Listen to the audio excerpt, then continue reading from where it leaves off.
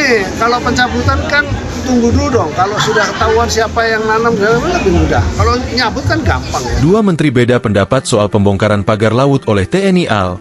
Tidak ada koordinasi. Menteri Kelautan dan Perikanan Sakti Wahyu Trenggono meminta pagar di laut wilayah Kabupaten Tangerang, Banten agar tidak dibongkar. Sebab pagar bambu yang membentang sepanjang 30,16 km tersebut merupakan barang bukti dalam proses penyelidikan KKP. Seperti kemarin misalnya saya mendengar berita ada pembongkaran oleh institusi Angkatan Laut, misalnya seperti itu. Ya, saya nggak tahu, harusnya itu barang bukti. Kata dia di Pantai Kedonganan, Jimbaran, Kabupaten Badung, Bali, pada Minggu, 19 Januari 2025. Ia mengatakan, sedianya pembongkaran tersebut baru dilakukan setelah dalang di balik pemasangan pagar laut tersebut sudah diketahui. Hingga saat ini, pihak KKP masih menyelidiki pemilik pagar misterius tersebut.